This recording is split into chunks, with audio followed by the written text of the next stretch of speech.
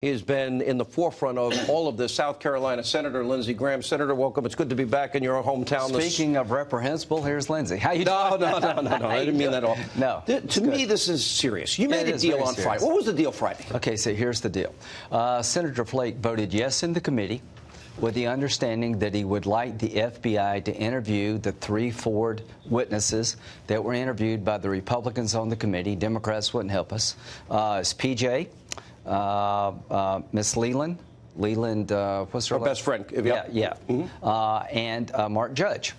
Let's see. Lisa Murkowski said, I'd like the FBI to kind of check the committee's homework. And we also agreed to interview Ms. Ramirez, the allegation not printed by the New York Times. That was the New Yorker. Right. Mm-hmm. A week.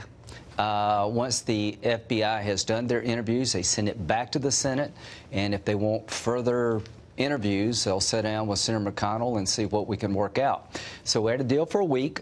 We limited the interviews to 3 people named by Dr. Ford and Ms. Ramirez, and we'll see what the FBI finds. And it's now been expanded out, by the way.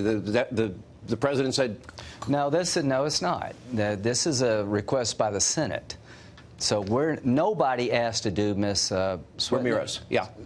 Ramirez. Or Julie yes. Swetnick. No, nobody asked for that. Not one Democrat asked a question. The senators in question did not feel that was necessary. It's an accusation on his face that makes no sense. So let me go over it again.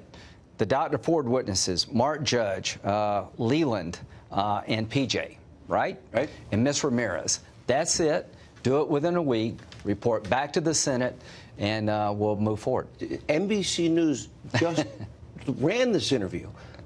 Not only was one person dead, the other person said they never heard of her. She literally changed her story. Remember, she was saying that there was systematically, almost every weekend. Those are her words. I can take care of this in about 30 seconds. Yeah. What reasonable person would go to a party, witness drugging of women, gang raping of women, and go back 9 more times? And boys lined up. Yeah, and go back 9 more times and never tell anybody. And tonight she said, well, I didn't say that he put the drugs in the punch, but he was near the punch. Well, the FBI... Why does NBC run this? Well, NBC, here's the biggest offense to me. They've been a co-conspirator in the destruction of Kavanaugh from my point of view.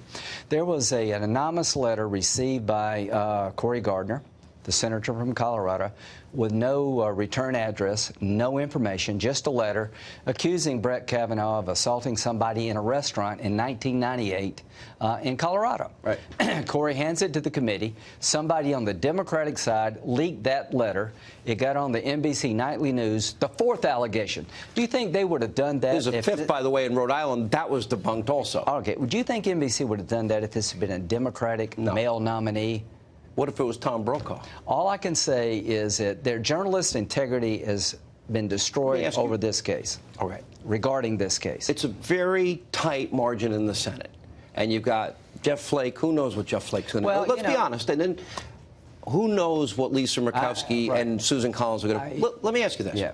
You fall 1 vote short. Okay, number one, I don't think we will. Let me tell you why. I don't think we're going to find anything new from this supplemental FBI investigation to take Jeff from yes to no.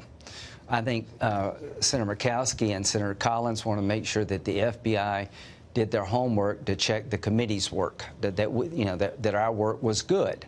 I think that's what this is all about. No more, not expanding it to all this crazy stuff. Now, what would happen if something really weird did occur and we're 1 vote short? Here's what I would tell the president. I would appeal the verdict of the Senate to the ballot box. This good man should not be destroyed. If you legitimize this process by 1 vote short, woe be unto the next person. I'd hate to be the next person nominated. I would feel horrible that we destroyed Kavanaugh. So what would I do?